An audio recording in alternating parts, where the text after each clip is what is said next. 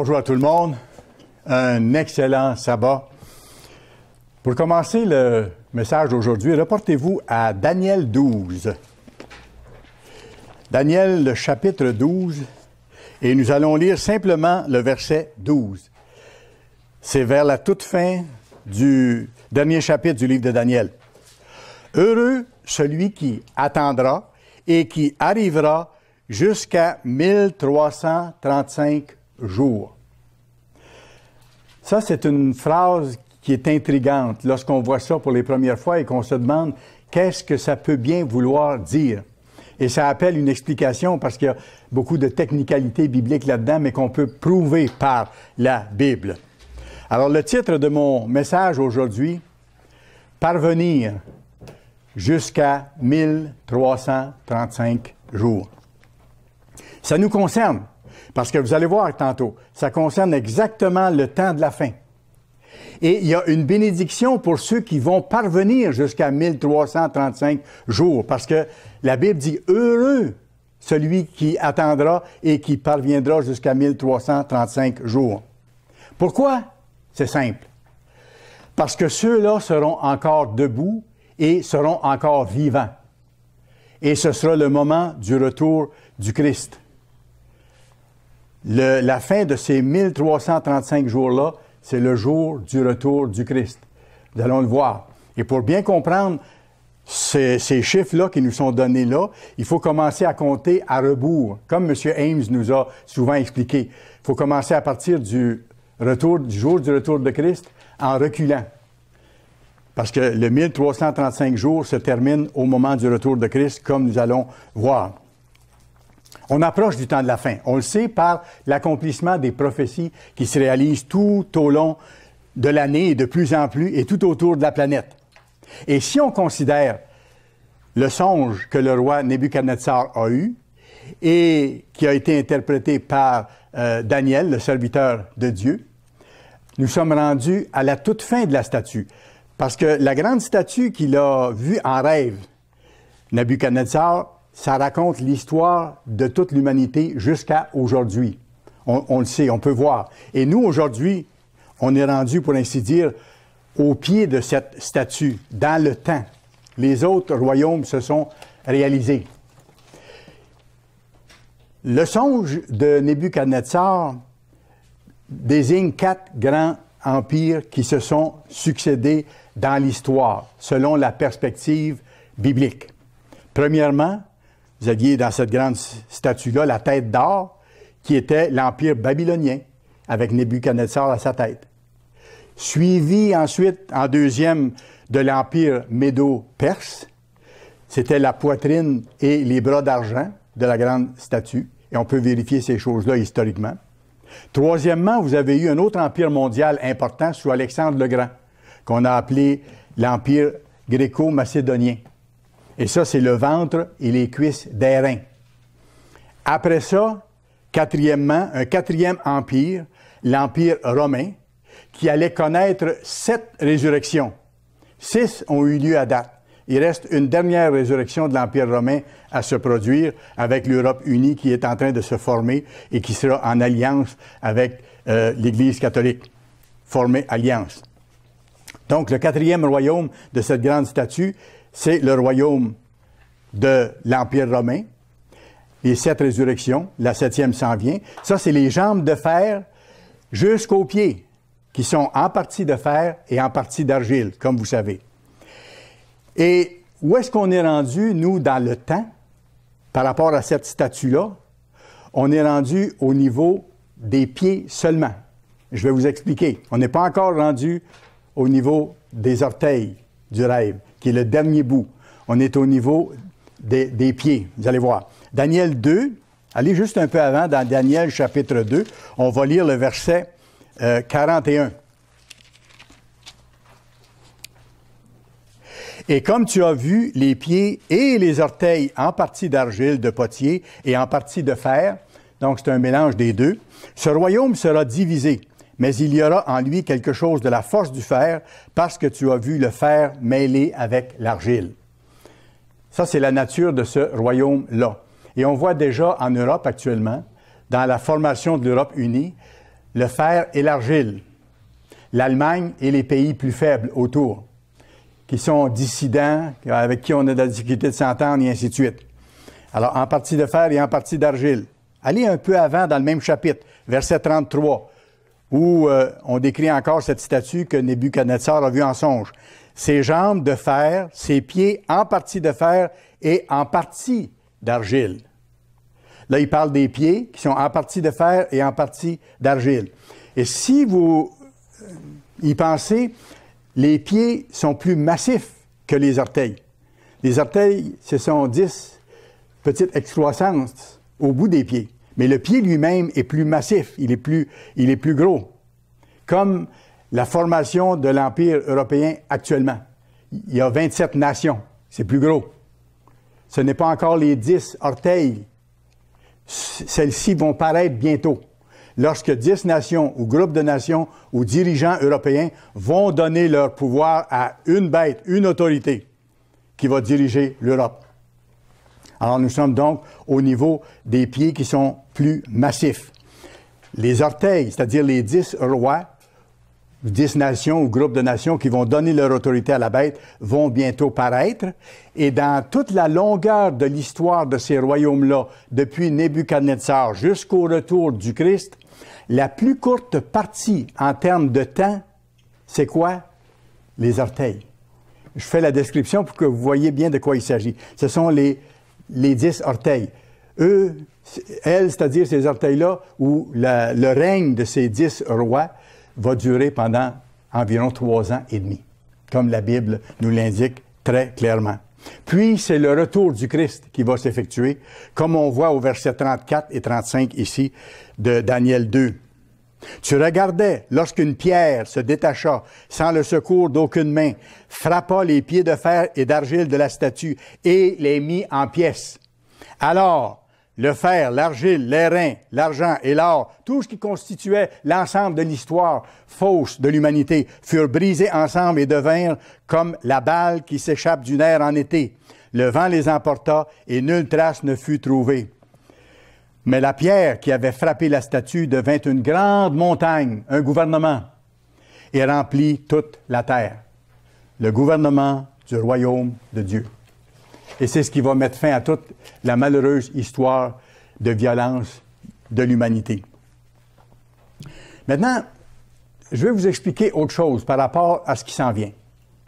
Je vais vous expliquer que bibliquement, on voit dans la Bible qu'il y aura, face à la petite Église de Dieu, 2 persécutions à venir, qui sont clairement délimitées.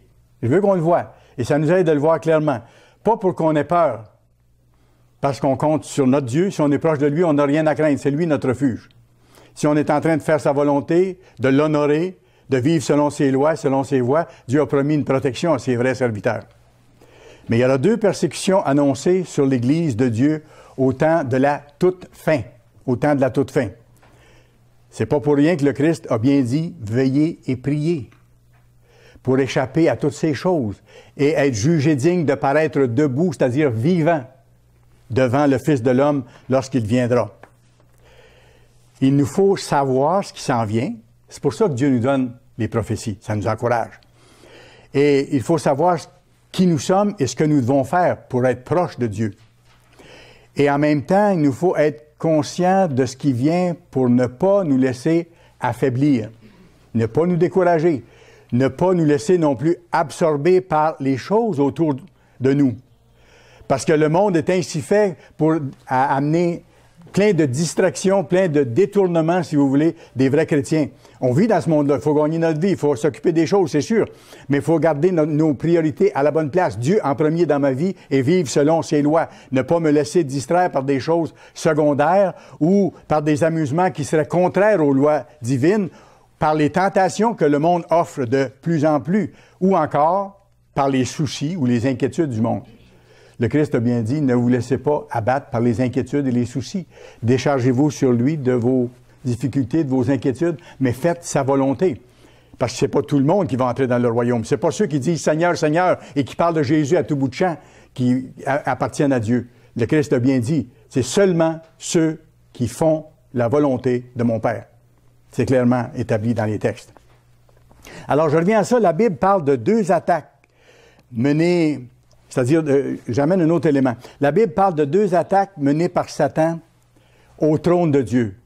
Satan et ses démons ont déjà attaqué le trône de Dieu dans le passé pour essayer de prendre la place de Dieu, pour renverser le gouvernement divin, et ça va se produire une deuxième fois. Il y a une de ces attaques-là qui est passée, et il y en a une autre qui est à venir, toute proche. Apocalypse 12. Apocalypse, chapitre 12.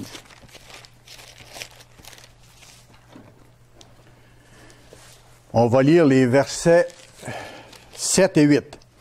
Ici, ça décrit ces deux attaques-là. Une qui est passée et une qui est à venir. Attaque par Satan au trône de Dieu pour remplacer Dieu. Et il y eut une guerre dans le ciel. Michel et ses anges combattirent contre le dragon. C'est qui le dragon? C'est le serpent ancien, c'est Satan, le diable. Pourquoi? Parce que le dragon a attaqué le trône de Dieu. Et le dragon et ses anges combattirent, mais ils ne furent pas les plus forts. Et leur place ne fut plus trouvée dans le ciel. Pourquoi? Parce qu'à ce moment-là, ils ont été jetés sur la terre. Satan et ses démons. Ils ont été jetés sur la terre. On voit ça dans, gardez votre place dans Apocalypse 12, on va revenir. On voit ça dans Ésaïe 14. Ça vaut la peine qu'on aille, qu'on établisse bien les paramètres de ce que je vous explique. Ésaïe 14, versets 12 à 14, ici, vous avez la description de cette première attaque menée par Satan et ses démons au trône de Dieu dans le ciel. On a vu tantôt dans Apocalypse 12 que cette première guerre-là a eu lieu dans le ciel.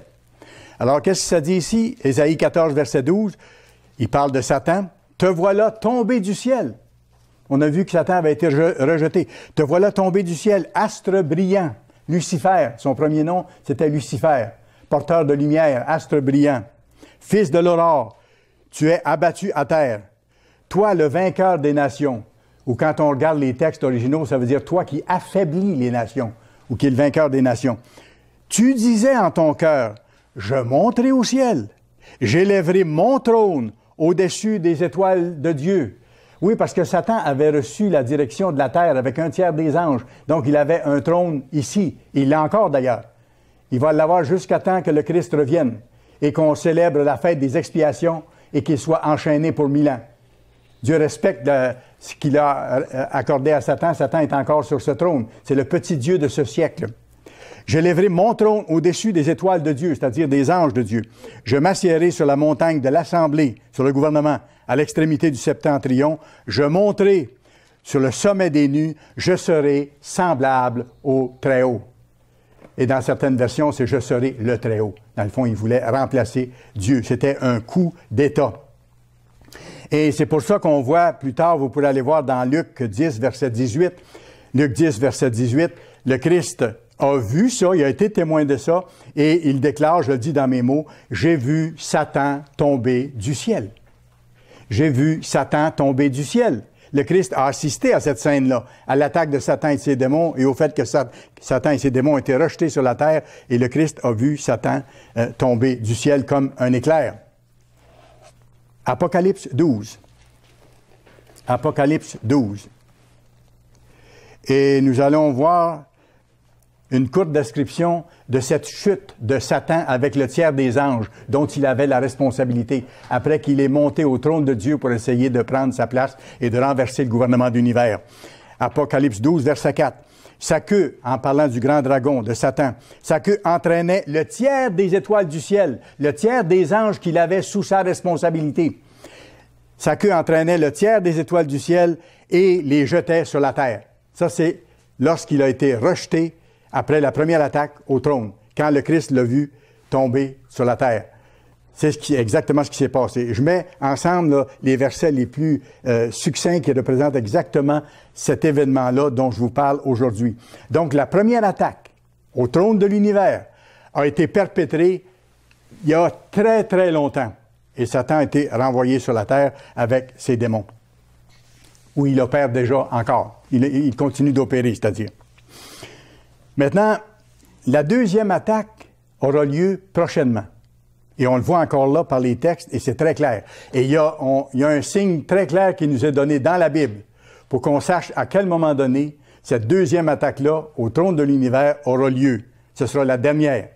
que Satan et ses anges vont tenter pour renverser le gouvernement de Dieu. Et encore une fois, ils vont être rejetés sur la terre comme la première fois.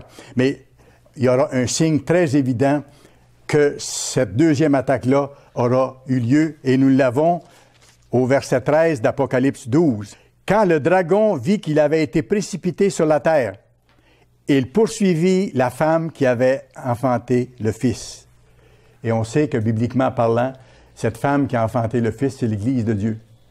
C'est la petite Église que le Christ a fondée, le petit troupeau qu'il bénit jusqu'à la fin, qu'il lui donne la responsabilité d'annoncer l'Évangile au monde entier. C'est ce que nous avons à faire. Alors, quand le dragon vit qu'il avait été précipité sur la terre, donc après sa deuxième tentative de renversement du gouvernement divin, il sera rejeté sur la terre. Et qu'est-ce qu'il va faire à ce moment-là? Il va poursuivre la femme qui avait enfanté le Fils. Et dans d'autres textes, comme dans la King James, vous avez qui va persécuter l'Église. Il va persécuter l'Église qui avait enfanté le Fils. Et c'est après ça, après cette deuxième attaque au trône de Dieu, après que Satan aurait été rejeté encore sur la terre, et c'est là qu'auront lieu les deux persécutions sur l'Église de Dieu dont je vous parle.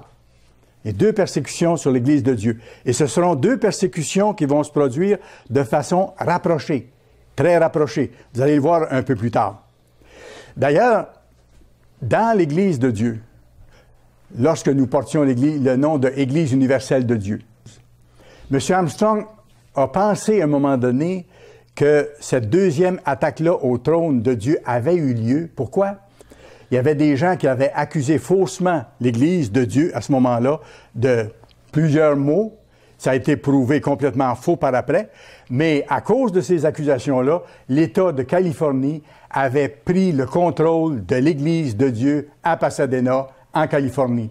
Alors, ça donnait l'impression que la persécution directe sur l'Église avait commencé et qu'on ne pourrait plus accomplir l'œuvre qu'on accomplissait avant. M. Armstrong s'est posé la question, il dit peut-être que le deuxième attentat au trône de Dieu a eu lieu et que maintenant la persécution de l'Église commence. Et c'était pas illogique qu'il pense comme ça. Ça s'était jamais produit. Et je me rappelle, c'était massif, là.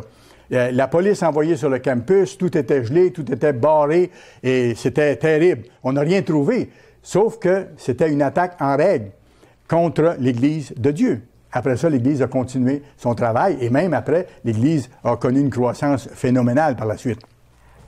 Mais M. Armstrong a pensé que ça pouvait être ça, mais ce n'était pas le cas. Mais la vraie persécution finale, elle approche. Celle-là s'en vient. Alors, regardez le verset 7, Apocalypse 12, verset 7. On recommence, on va reprendre cette description-là, ça va nous aider. « Et il y eut guerre dans le ciel. Michel et ses anges combattirent contre le dragon. » On pourrait le mettre au futur, parce qu'ils vont combattre contre le dragon, qui attaquera à ce moment-là. « Et ils ne furent pas les plus forts, et leur place ne fut plus trouvée dans le ciel. » Verset 9. « Et il fut précipité, le grand dragon, le serpent ancien, appelé le diable et Satan, celui qui séduit toute la terre. » Oui, il est le petit Dieu de ce siècle. D'ailleurs, le Christ l'a clairement dit. Lorsqu'il a été arrêté, il a dit à ses disciples, le Dieu de ce siècle s'en vient, j'ai rien avec lui. Et il s'est en allé à ce moment-là. Vous vous rappelez de ce contexte-là. Et Satan séduit toute la terre par toutes sortes de fausses religions, et par toutes sortes de fausses religions aussi qui ressemblent, dans certains cas, beaucoup à la vraie religion. Mais c'est une des séductions de Satan, justement. Un mélange de bien et de mal. Dans les lois de Dieu, il y a juste le bien. Il n'y a pas un mélange de bien et de mal. Et c'est une chose qu'il faut apprendre.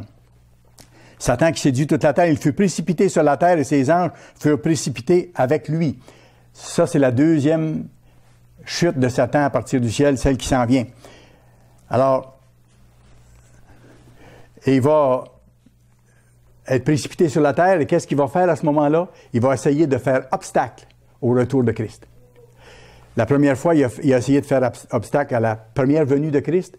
Il a même fait tuer tous les petits-enfants en bas de 2 ans autour du lieu de naissance. Vous vous rappelez de ça pour essayer de faire obstacle au Christ? Ça a été impossible. C'est pas possible qu'il fasse obstacle au Christ, mais il sait que le Christ revient et il va essayer de tout faire pour essayer de faire obstacle au Christ.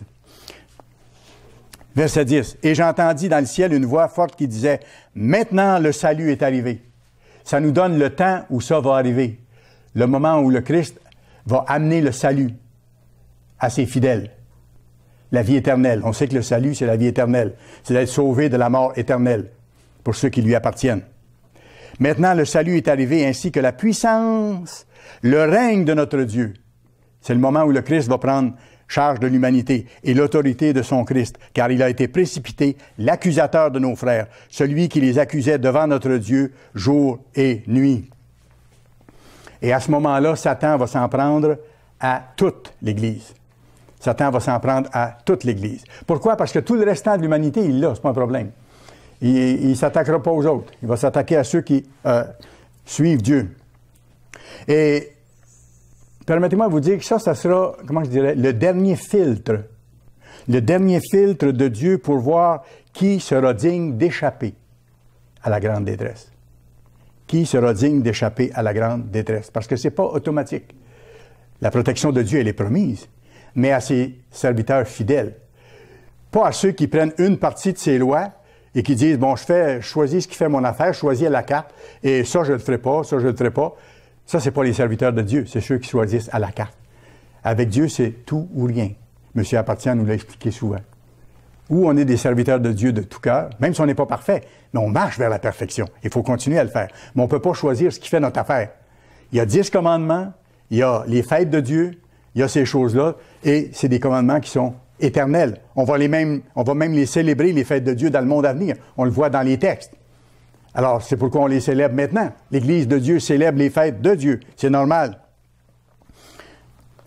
Alors, ce sera le dernier filtre que Dieu va utiliser pour savoir qui va être digne d'échapper à la grande détresse, qui sera alors sur le point d'être déclenché.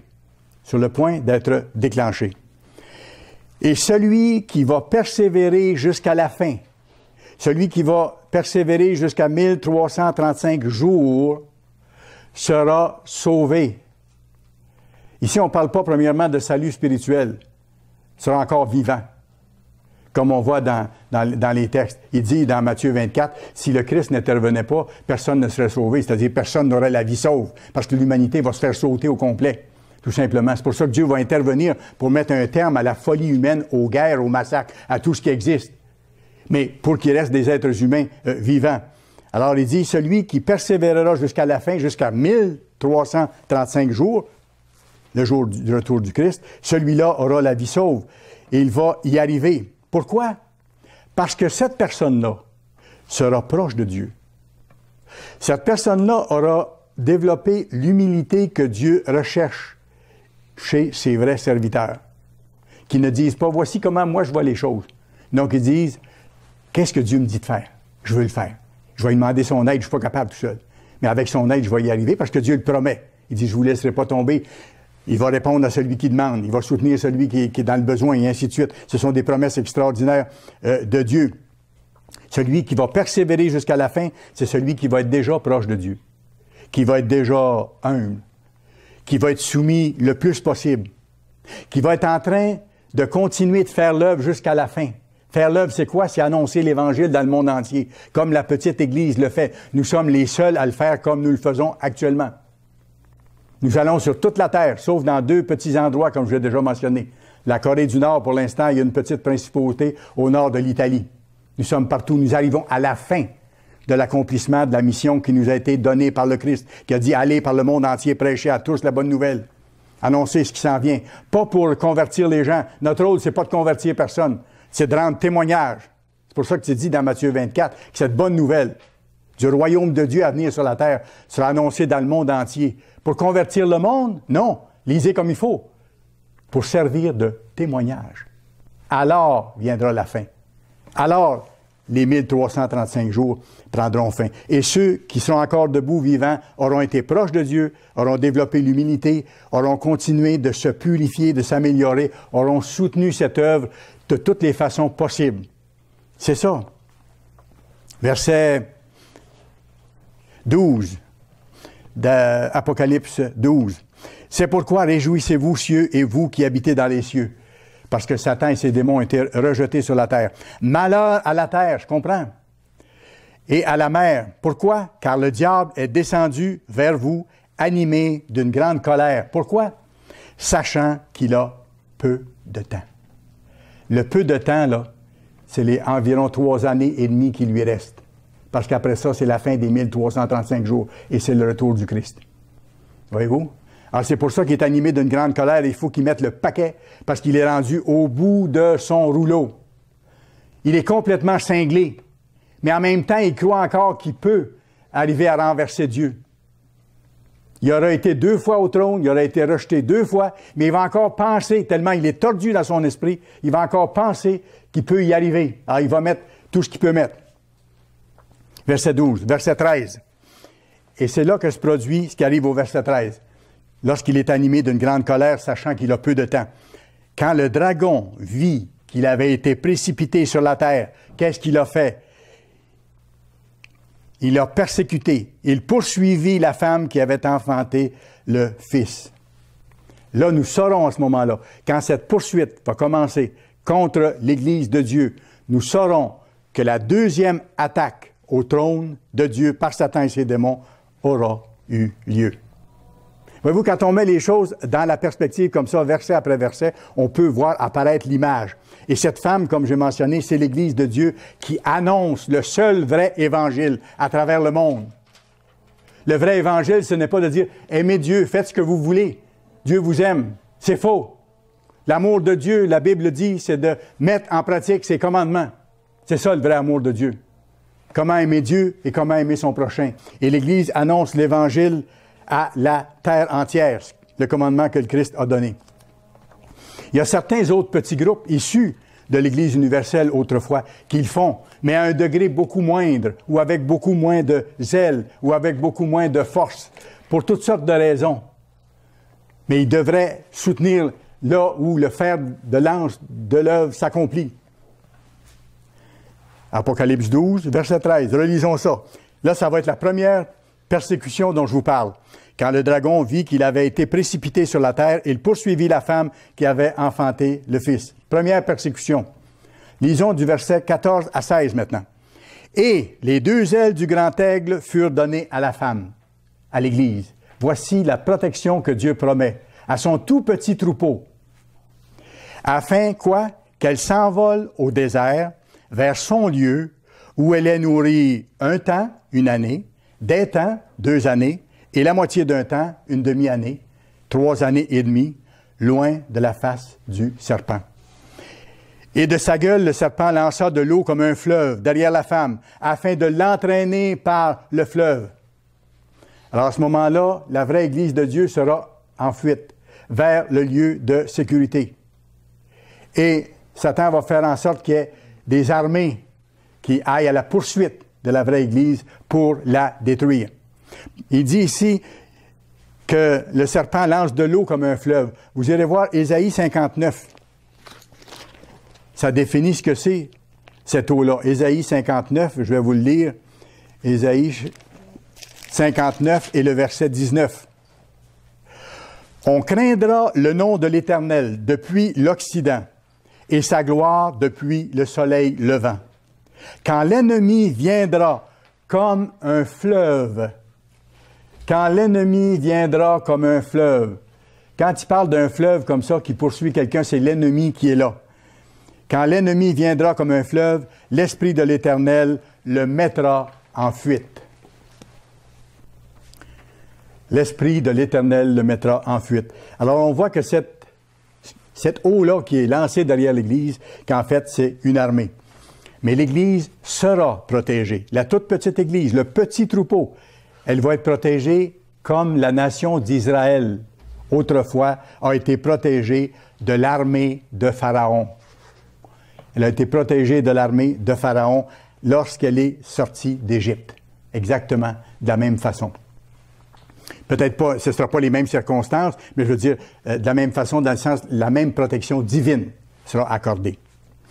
Maintenant, je résume les événements pour qu'on ne perde pas le fil de l'histoire. Il y aura une première persécution de l'Église. Là, on saura que la deuxième attaque au trône de Dieu aura eu lieu. Il y aura une première persécution sur l'Église fidèle qui accomplit l'œuvre et qui persévère. N'oubliez pas, Heureux celui qui persévérera et qui atteindra les 1335 jours. Alors, l'Église fidèle persévère dans l'annonce de l'Évangile tant que c'est possible de le faire. Mais un jour, ce ne sera plus possible que nous le fassions comme nous le faisons aujourd'hui. Alors, persécution d'Église, on sait que la deuxième attaque au trône de Dieu aura eu lieu. Persécution d'Église. À ce moment-là, l'Église va fuir, comme c'est marqué.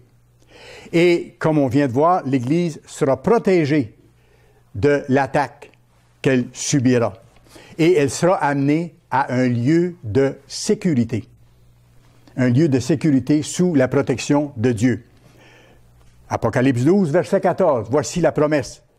Et les deux ailes du grand aigle furent données à la femme, à la petite Église fidèle, afin qu'elle s'envole au désert vers son lieu, où elle est nourrie un temps, des temps et la moitié d'un temps, loin de la face du serpent.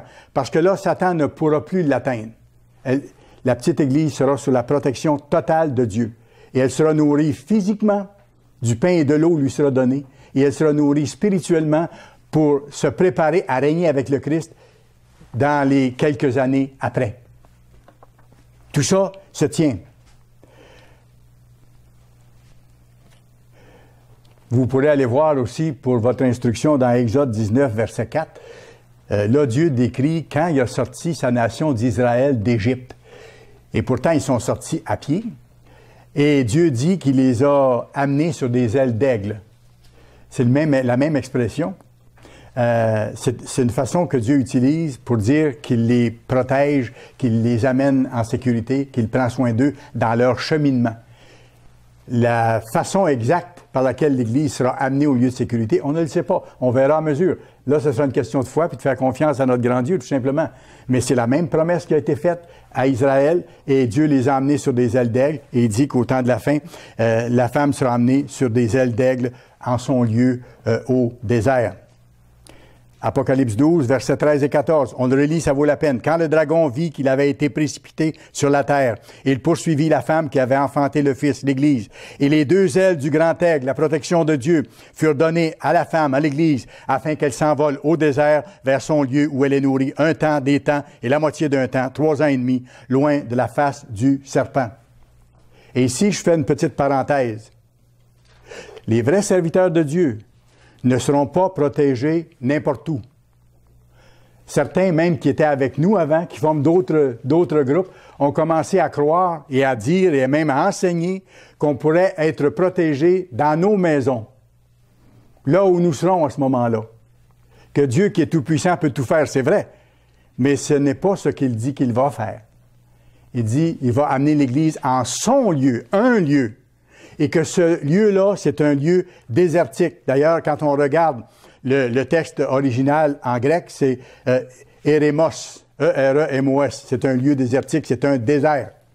C'est clairement indiqué, un lieu et un désert. Donc, ceux qui croient qu'ils seront protégés n'importe où, même en restant chez eux, font fausse route. Ils ont perdu, s'ils l'avaient eu avant, la compréhension de la vérité. Et ce n'est peut-être pas sans raison. Parce que lorsqu'on n'obéit pas à Dieu, quand on lui a obéi avant, on perd la connaissance et on perd la compréhension. De la même façon que lorsque Dieu nous appelle, plus on met en pratique les lois qu'il nous donne, plus Dieu nous donne de comprendre d'autres choses. Comme c'est marqué dans Actes 5, 32, Dieu donne son Saint-Esprit à qui? À ceux qui lui obéissent, à ceux qui s'efforcent de faire sa volonté. Aussi simple que ça. Et si on ne s'efforce pas de faire sa volonté, on ne comprend pas plus qu'avant. Si on pense venir à l'Église puis tout savoir en arrivant et qu'on fait les choses à notre façon, ça ne peut pas fonctionner. Dieu n'ouvre pas notre esprit. On reste au même point. Il nous aime pareil. Il donnera notre chance plus tard.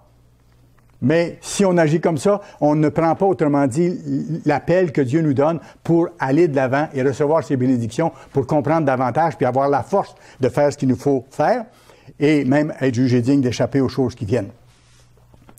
Alors, donc, on a vu la première persécution. Quand Satan vit qu'il a été précipité sur la terre, il poursuit l'Église, ce qui va se passer. Ça, c'est la première persécution. La deuxième arrive pas longtemps après. Ça suit de très près. Contre qui? Contre le reste du monde? Absolument pas.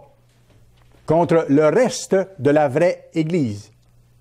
Contre le reste de la vraie Église. Versets 16 et 17. Et de sa gueule, le serpent lança de l'eau comme un fleuve derrière la femme afin de l'entraîner par le fleuve. On voit après ça que ça ne marche pas. Mais la terre secourut la femme, elle ouvrit sa bouche et engloutit le fleuve que le dragon avait lancé de sa gueule. Mais regardez le verset 17. Après que Satan a inspiré des armées d'attaquer la vraie Église qui est en fuite vers le lieu de sécurité et qui arrivera au lieu de sécurité, Satan se retourne.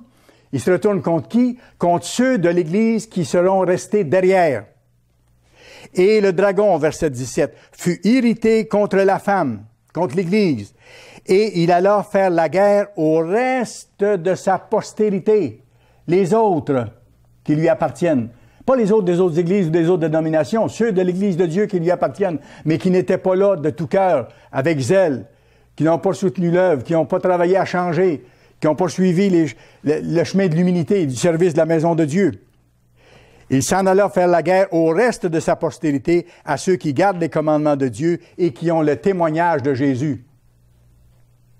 Ils connaissent les 10 commandements. Ils les observent, peut-être pas exactement comme ils devraient le faire.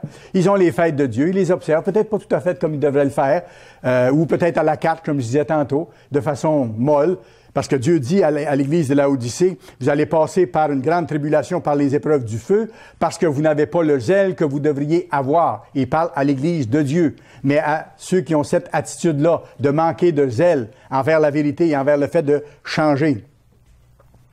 Alors ici, vous avez la deuxième persécution. Et le dragon fut irrité contre la femme et il s'en alla faire la guerre au reste de sa postérité. Et je vous fais remarquer qu'ici, ce n'est pas dit qu'elle a persécuté le reste de sa postérité. Il va faire la guerre. Là, c'est total. Là, c'est croix ou meurt. Vous adorez la statue ou vous mourrez. C'est aussi simple que ça. Le même principe que sous Nabuchodonosor. Parce qu'on sait par Apocalypse 13 et les suivants qu'il y a eu une image faite de la bête et ainsi de suite et qu'il y aura un amalgame Église, État tout-puissant, l'ancien Empire romain ressuscité et il faudra adorer qui eux vont dire d'adorer et faire ce qu'eux vont dire de faire. Sinon, à ce moment-là, on est éliminé. C'est ce que ça veut dire ici. C'est la guerre, c'est une guerre totale. La guerre au reste de sa postérité, à ceux qui gardent les commandements de Dieu et qui ont le témoignage de Jésus. Ce sont nos frères d'autres groupes qui ne bougent pas suffisamment ou qui retiennent des choses ou qui limitent de servir Dieu. Quoi que ce soit. On le retrouve dans Apocalypse 3, verset 18, où Dieu dit « Je te conseille d'acheter de moi de l'or éprouvé par le feu. » Ça vaut la peine que je vous le lise.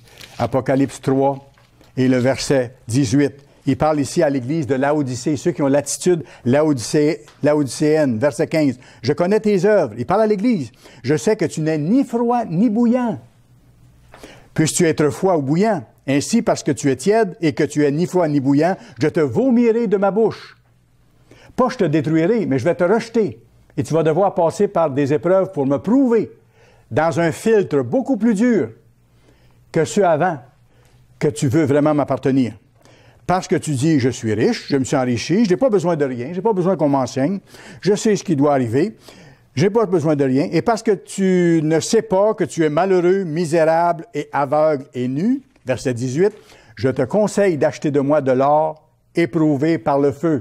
Et le feu, on sait que c'est les épreuves. Et cette dernière grande épreuve-là, on sait que c'est la grande détresse, où les vrais serviteurs de Dieu qui seront restés en arrière parce qu'ils n'étaient pas suffisamment zélés avant, vont devoir prouver à Dieu qu'ils veulent lui appartenir, mais en donnant leur vie, en lui prouvant jusqu'à cette extrémité-là.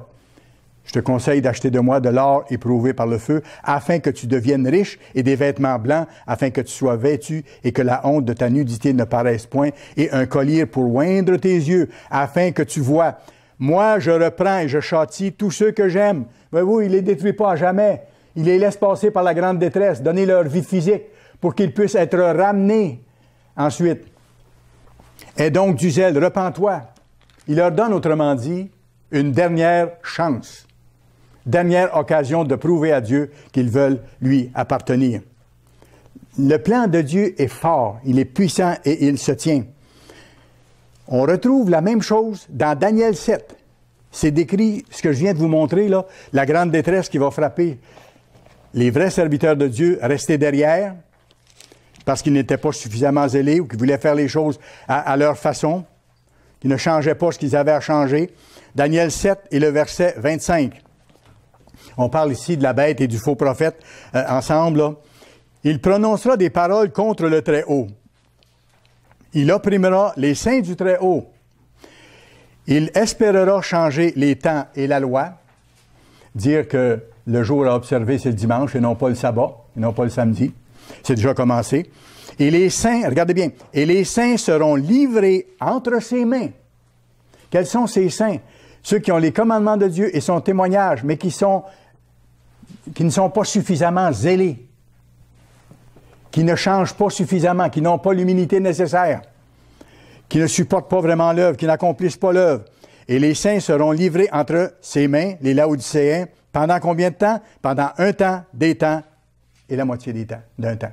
Pendant 3 années et demie, exactement. Exactement pendant 3 années et demie. Tout ça se tient. On parle de la même chose ici, là. On parle de ceux qui seront restés derrière, vers qui Satan va se tourner pour leur faire la guerre, c'est-à-dire pour les détruire s'ils n'abandonnent pas leur religion contraire à la religion d'État à ce moment-là. Ce sera ce qu'on appelle Pax Romana, la paix romaine imposée avec l'alliance avec une grande Église. Comment est-ce que nos frères restés derrière, et j'espère que nous ne ferons pas partie de ce groupe-là, comment est-ce que les membres de l'Église de Dieu, restés en arrière, contre qui Satan va s'en prendre pour leur faire la guerre, comment est-ce qu'ils vont être identifiés, pensez-vous? Pensez-vous que ça va être compliqué pour l'Empire romain d'identifier ces quelques-uns-là? Ça va être très, très, très facile. Je vais vous donner un autre sermon bientôt qui a rapport un peu avec ça. Mais ceux-là vont refuser d'adorer l'image. Comme Daniel et ses compagnons ont refusé d'adorer l'image dans le passé. Déjà, ça va être suffisant pour montrer qu'ils ne veulent pas se soumettre à l'Empire romain et aux faux prophètes. C'est fort, ça se tient. Un autre, il y en aura plusieurs, mais un autre signe marquant, duquel personne ne pourra échapper s'il veut obéir à Dieu et prouver à Dieu qu'il est prêt à mourir pour entrer dans son royaume, à ce moment-là, c'est l'observance du sabbat. Parce que rendu là, les gens seront obligés de travailler le samedi et ils seront obligés de ne pas travailler le dimanche. Ce qui est en train de se mettre en place un peu partout dans nos pays. Alors, c'est très facile. Et à ce moment-là, ceux qui vont se soumettre à ça vont prendre la marque de la bête le dimanche, tout simplement. Parce que ça sera sur leurs mains. On travaille avec nos mains. Ils vont prendre la marque de la bête. Ils ne travailleront pas le dimanche. Très facile à identifier et à rejoindre. Donc, Daniel 7, je reviens à ça. Daniel 7, verset 25. Daniel 7, verset 25. Il prononcera des paroles contre le Très-Haut. Il opprimera les saints du Très-Haut et il espérera changer les temps et la loi. Ce sera le dimanche obligatoire comme jour de repos. Et les saints seront livrés entre ses mains, ceux qui n'observeront pas le dimanche, pendant un temps, des temps et la moitié d'un temps. Alors, là, ce sera la deuxième persécution qui va durer pendant 3 années et demie sur ceux qui seront restés derrière. Bien sûr, il y aura des guerres dans le monde, des bouleversements terribles pour les nations dans ce temps-là. Mais on parle ici là, des vrais serviteurs de Dieu qui seront encore vivants pour un petit bout de temps au cours de cette période de 3 années et demie. La même période de temps, d'ailleurs, que la protection, que les vrais serviteurs de Dieu qui auront fui et qui auront passé les premiers tests de persévérer, malgré les circonstances difficiles, qui auront continué à supporter l'œuvre et ainsi de suite, à faire la volonté de Dieu, sans faire de compromis, qui ne seront pas cachés en arrière. Parce que ça peut arriver, regardez bien, je pensais à ça en préparant le sermon, ça peut arriver que lorsqu'il y aura cette première persécution sur l'Église, là, dans son ensemble, que ceux qui annoncent l'Évangile, va falloir continuer à l'annoncer. Si certains disent, je vais me retirer en arrière un peu, je vais laisser la chaleur baisser, je vais laisser la persécution diminuer, je vais moins m'impliquer dans l'œuvre pour pas que ça paraisse que je fais partie de l'Église. Bien, vous savez que si je fais ça, je viens de me classer pour faire partie du deuxième groupe. Je vais peut-être rester en arrière un petit bout de temps. Peut-être que je vais être épargné un petit bout de temps, pendant quelques semaines ou quelques mois. Mais après que l'Église aura fui les vrais serviteurs fidèles jusqu'au bout, après que l'Église aura fui à son lieu de sécurité sous la protection de Dieu, quand Satan va se retourner de bord pour faire la guerre à ceux qui sont encore là, ceux qui auront fait ce choix malheureux de vouloir tenter de sauver leur peau en jouant l'hypocrisie, vont devoir affronter quelque chose d'encore plus terrible. Parce que là, ils vont devoir donner leur vie physique s'ils veulent prouver à Dieu qu'ils veulent faire partie du royaume. Comprenez-vous comment ces choses-là arrivent ensemble? Tout ça, ça se tient. La parole de Dieu, elle est puissante. On ne peut pas la renverser. Dieu établit longtemps d'avance ce qui doit arriver. Les 3 années et demie, c'est 1260 jours de protection pour la vraie Église de Dieu en son lieu et de persécution terrible pour les autres. Daniel 12 et le verset 7. Daniel 12 et le verset 7.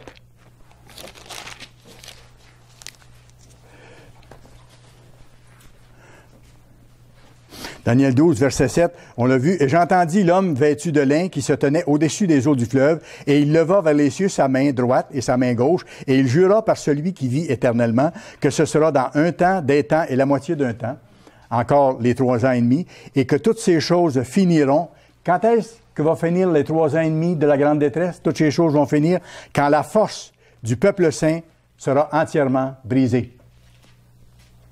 Quel est ce peuple saint?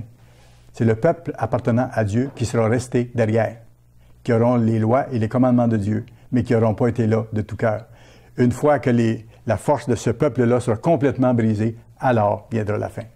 Alors ce sera le retour de Christ. Verset 8. « J'entendis, mais je ne compris pas. Je dis, mon Seigneur, quelle sera l'issue de ces choses? Il répondit, va, Daniel, car ces paroles seront tenues secrètes et scellées jusqu'au temps de la fin. » Nous sommes au temps de la fin. C'était difficilement possible de les comprendre avant, même impossible. Plusieurs seront purifiés, blanchis et éprouvés.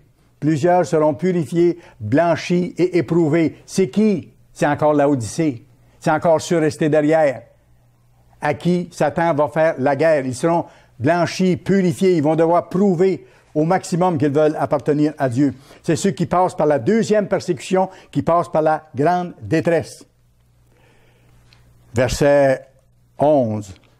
« Depuis le temps où cessera le sacrifice perpétuel et où sera dressée l'abomination du dévastateur, il y aura 1290 jours. » 1290 jours avant quoi? Toujours la même chose, on compte à l'envers. Avant le retour du Christ. 1290 jours avant le retour du Christ. C'est 30 jours, ça, avant le début de la grande détresse. 30 jours avant le début de la grande détresse. Parce que la grande détresse dure 1260 jours. Si vous remontez 30 jours avant, c'est 1290. OK? Donc, c'est 30 jours avant le début de la grande détresse. Verset 12. J'arrive à mon verset initial. « Heureux celui qui attendra et qui arrivera jusqu'à 1335 jours. » Pourquoi? Parce qu'il aura passé le filtre que Dieu aura utilisé pour déterminer qui est digne d'aller au lieu de sécurité. Est-ce qu'on est prêt à continuer malgré les circonstances ou si on va chercher à protéger nos vies? On doit y penser maintenant, puis être fortifié maintenant, être proche de Dieu, lire chaque jour, étudier, jeûner régulièrement, prier chaque jour, marcher dans ses voies pour être fort. Et quand le temps arrivera, on aura ce qu'il faut. Mais pour ceux qui ne font pas ça maintenant, ils seront dans la catégorie à qui le Christ va dire « Tu penses que tu as quelque chose? Tu te penses riche? Mais tu es pauvre, tu es nu, tu ne comprends pas, tu n'es pas rendu où tu devrais être rendu. Je vais te donner l'occasion de me prouver, si tu veux vraiment entrer dans le royaume, je vais te permettre de passer dans la grande détresse et de donner ta vie pour montrer que tu veux vraiment m'appartenir. » Le plus grand test qui soit. Donc, si on fait le calcul, ça veut dire qu'il y aura 75 jours de persécution en tout. 75 jours de persécution en tout qui vont se produire. La prédication va cesser 45 jours avant la fuite. C'est ce qu'on nous a montré dans le passé. 1260 jours, c'est le 3 années et demie où l'Église est en lieu de sécurité et où les Laodicéens sont persécutés. Après ça, les 30 jours avant ça, c'est le 30 jours pour permettre la fuite. On parle de 1290, là. Et si on ajoute 45 jours, on arrive à 1335. Et là, c'est le début des persécutions contre l'Église. OK? Mais l'Église est encore là, mais elle cesse d'annoncer l'Évangile. Probablement qu'on ne sera plus capable d'avoir de réseau de télévision ou de pouvoir annoncer ces choses-là. Et ça va nous donner un indice aussi, là où nous sommes rendus, l'endroit où nous sommes rendus. Et regardez le verset 13. Maintenant, il dit à Daniel, il dit ceci, « Et toi, marche vers ta fin, ou marche vers la fin. Tu te reposeras. Tu seras debout pour ton héritage. » Dans le fond, il dit à Daniel, « Je vais te ressusciter. Tu es un vrai serviteur de Dieu. À la fin de ces jours-là, tu vas être debout, tu vas être ramené à la vie pour recevoir ton héritage. » Formidable. À la fin des jours. Quel jour? À la fin des 1335 jours. Les jours dont il vient de parler. À la fin de ces jours-là. À la fin de ces jours-là, Daniel, tu seras debout et tu vas recevoir ta récompense. Alors, comme je mentionnais tantôt, et je vais vérifier ces choses-là avec M. Ames dans ses écrits, M. Ames l'a expliqué, il faut compter le 1335 jours à partir du retour de Christ en reculant, tout simplement. Et là, ça nous donne le vrai décompte. Et on saura que la deuxième attaque aura eu lieu au trône quand Satan va s'en prendre directement à l'Église. Alors, vous avez, autrement dit, le retour du Christ. 1260 jours avant, c'est la grande détresse, durant ces 1260 jours-là. 30 jours avant le début des 1260 jours de la grande détresse et du lieu de protection, c'est le temps alloué à l'Église pour fuir, pour aller à son lieu de sécurité, sur les deux ailes du grand aigle. Et 45 jours avant, c'est la fin du travail de l'Église. La fin du travail de l'œuvre, là où c'est marqué dans Amos 8, versets 11 à 12, Amos 8, versets 11 à 12, où ce sera ce que la Bible appelle la famine de la parole. Il n'y aura plus moyen d'avoir accès à la parole de Dieu sur la face de la terre.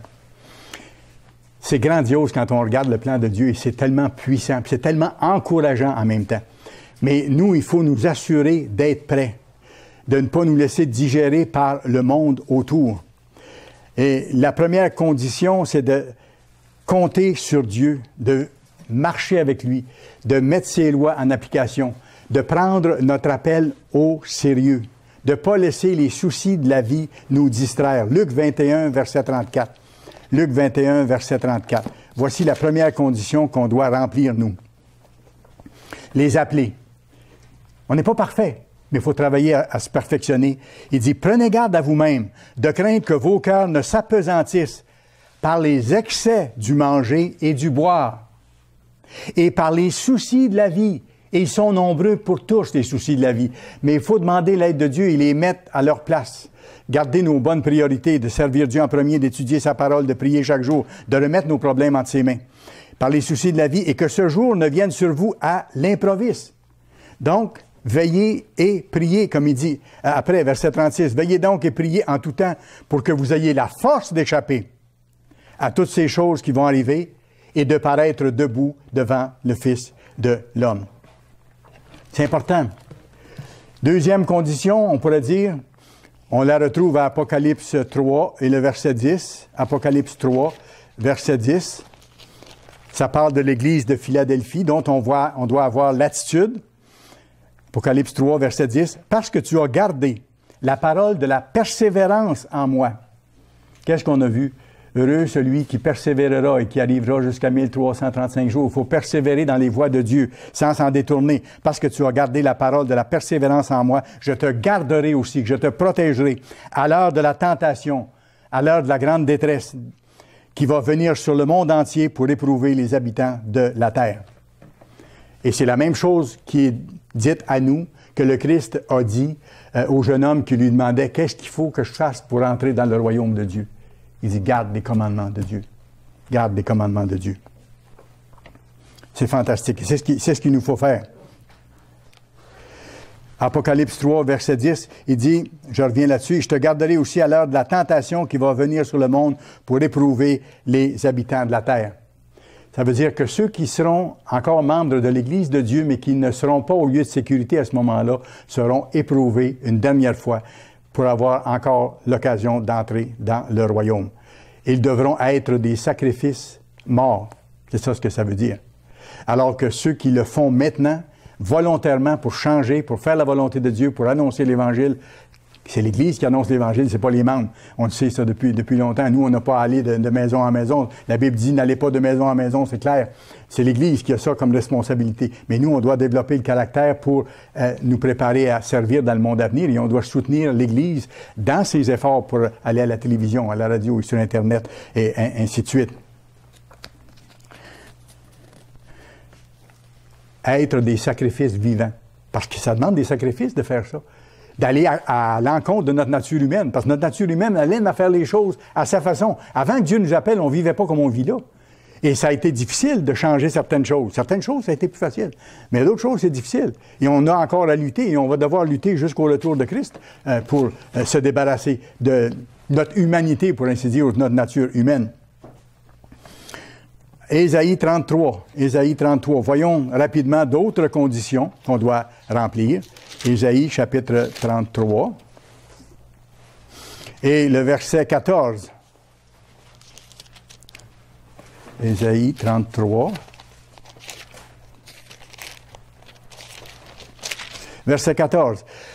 Les pécheurs sont effrayés dans Sion. Ça va venir quand Dieu va intervenir au temps de la fin. Un tremblement saisit les impies. Et dans le texte original, c'est les hypocrites. Qui de nous pourra rester auprès d'un feu dévorant? Qui de nous pourra rester auprès de flammes éternelles? Il y a des conditions. Et regardez, il dit, celui qui marche dans la justice, qui met les lois de Dieu en pratique, qui parle selon la droiture, celui qui ne ment pas, celui qui n'exagère pas, celui qui ne répand pas de rumeurs. Si on avait l'habitude de faire ça, on travaille à éliminer ces travers-là. Celui qui avait l'habitude de dire des choses négatives des gens autour, cesse de le faire. Dit des bonnes choses au lieu de choses mauvaises. Il dit, celui qui marche dans la justice, celui qui parle selon la droiture, et regardez, il va plus loin, qui méprise un gain acquis par extorsion. Donc, qui n'est pas malhonnête dans ses transactions, qui secoue les mains pour ne pas accepter un présent. Ça veut dire que si quelqu'un nous donne un présent, on ne doit pas l'accepter? Non, c'est accepter un présent pour corrompre la justice, pour rendre un faux jugement, ou pour attaquer quelqu'un d'autre, ou pour agir de mauvaise façon. Qui ferme l'oreille pour ne pas entendre les propos sanguinaires. Et est-ce qu'il n'y en a pas des propos sanguinaires à la radio, à la télévision, dans les chansons et tout ça? Il dit, si on laisse notre oreille ouverte à ça, on laisse entrer ça en nous. Ne faites pas ça. Celui qui pourra rester auprès de Dieu lorsqu'il reviendra, devra être en train d'éliminer tout ça. Il devra l'avoir fait jusqu'à un certain niveau. Et qui se bande les yeux pour ne pas voir le mal. Voyez-vous? Qu'est-ce que j'ai à regarder des émissions ou des films où, même s'il y a des choses bonnes dedans, il y a de l'adultère, du vol, du mensonge, de la cupidité, tout ce que vous voudrez. C'est encore la vieille recette de l'adversaire, un mélange de bien et de mal. Et ceux qui disent, ah ben je peux regarder ça parce qu'il y a du bien là-dedans. J'apprends des choses à travers ça. Absolument pas. Dieu dit, fermez vos yeux à ça, regardez ailleurs. Ce que David faisait. David dit, je mets rien de mauvais devant mes yeux. C'est une habitude qu'on a à développer si on veut justement appartenir à Dieu et être jugé digne d'aller au lieu de protection. C'est aussi simple que ça. Les films, les jeux vidéo et Internet, les paroles des chansons qui inspirent violence, corruption, mensonge, vol, pornographie. Vous savez, si je me nourris de ça, j'en fais partie. Dieu dit, sortez d'elle, mon peuple, si vous ne voulez pas participer à ces fléaux. Dans Apocalypse, c'est bien mentionné ça. Si je me nourris de ça, j'en fais partie et je me disqualifie. Je me nourris des vomissures du monde. C'est ce que ça veut dire. Dans cet environnement qui est sans pareil, le monde dans lequel on vit, il n'y a pas eu de monde comme ça, sinon peut-être au temps du déluge, juste avant que Dieu envoie le déluge, parce qu'il dit les pensées des hommes étaient méchantes tout le jour. Il peut y avoir seulement cette période-là qui a été comme ça, mais on est dans un environnement terrible. Et ceux qui persévèrent jusqu'à la fin, il faut vraiment qu'ils veulent. Il faut vraiment qu'ils supplient Dieu, parce que de nous-mêmes, on ne peut pas. De nous-mêmes, on ne peut pas. C'est pour ça qu'il faut jeûner régulièrement pour demander à Dieu sa force de faire sa volonté. Ceux qui persévèrent dans cet environnement-là extrêmement difficile, puis ça va devenir de plus en plus difficile, ceux qui vont persévérer avec la force de Dieu, c'est possible, il le promet, vont montrer au Christ à ce moment-là qu'ils sont dignes d'échapper à la grande détresse. C'est le test. C'est ce que la Bible nous montre très clairement. Regardez ce que dit le verset 16 après qu'il a décrit tout ça. Là. Qui va pouvoir rester auprès de Dieu? Celui qui marche dans la justice, qui parle selon la droiture, qui méprise un gain acquis par extorsion, qui secoue les mains pour ne pas accepter de présent, qui ferme l'oreille pour ne pas entendre de propos sanguinaires, qui se bande les yeux pour ne pas voir le mal. Qu'est-ce qui va lui arriver? Regardez, verset 16. Celui-là habitera dans des lieux élevés. Des rochers fortifiés seront sa retraite ou son refuge, le lieu de sécurité, le lieu de refuge. Du pain lui sera donné, de l'eau lui sera assurée. L'Église sera nourrie au désert, dans son lieu, pendant un temps, des temps et la moitié d'un temps, pendant 3 années et demie. C'est extraordinaire. C'est extraordinaire. Vous savez, le peuple de Dieu a la possibilité de se raffiner spirituellement maintenant, alors qu'on est dans une période de temps relativement calme et paisible. Même s'il y a beaucoup de problèmes autour et tout ça, nous sommes encore dans une période relativement calme et paisible. C'est le temps qui nous est donné pour nous fortifier maintenant. De sorte que quand vont venir les temps plus difficiles, nous serons déjà forts et capables de passer à travers ces choses-là. En terminant, je vous cite un passage d'un article écrit par M. John Ogwyn en 2001, c'est-à-dire la traduction date de 2001, où il parle de Sophonie. Allez à Sophonie, s'il vous plaît, chapitre 2. M. John Ogwyn nous dit de ne pas craindre les temps à venir. Il ne faut pas craindre les temps à venir. Il y a un seul qu'on doit craindre, respecter, c'est Dieu. Il faut savoir servir Dieu et lui faire confiance. Alors, il va être notre refuge. Sophonie 2, verset 3. Et je vous lis le petit paragraphe que j'ai tiré de cet article-là ici. Monsieur John Ogwyn écrit ceci. Le prophète Sophonie, dont le nom signifie, regardez bien, le nom de Sophonie signifie le caché de l'Éternel. Celui que l'Éternel cache ou protège. Et c'est pas pour rien parce que dans le message, il parle de ceux qu'il va protéger, qu'il va cacher.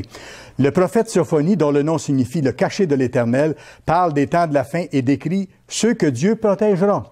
Et là, je vous cite le verset 3 du chapitre 2. Cherchez l'Éternel. Cherchez à le comprendre. Cherchez à mettre en pratique ses voies. Vous tous, humbles du pays, qui pratiquez ses ordonnances, recherchez la justice, recherchez l'humilité.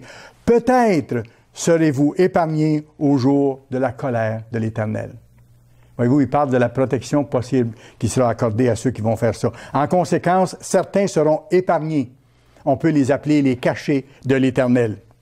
Le psaume 81, je continue la lecture de l'article de M. Ogwyn, décrit ceux qui habiteront sous l'abri du Très-Haut. Ils seront protégés et ils verront seulement les catastrophes sans les subir. Les épidémies et les tirs des armes qui frapperont le monde au temps de la fin n'atteindront pas ceux qui seront sous la protection divine.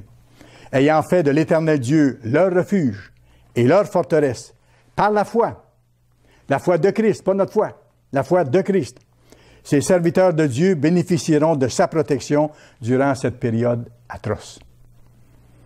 Alors voyez-vous, nous on doit d'ici là s'efforcer d'accomplir les conditions dont on a parlé il y a quelques minutes. Et si on le fait, on pourrait être jugé digne d'échapper aux choses qui viennent. Et j'imagine à ce moment-là, ça va être, au lieu de sécurité, une possibilité extraordinaire.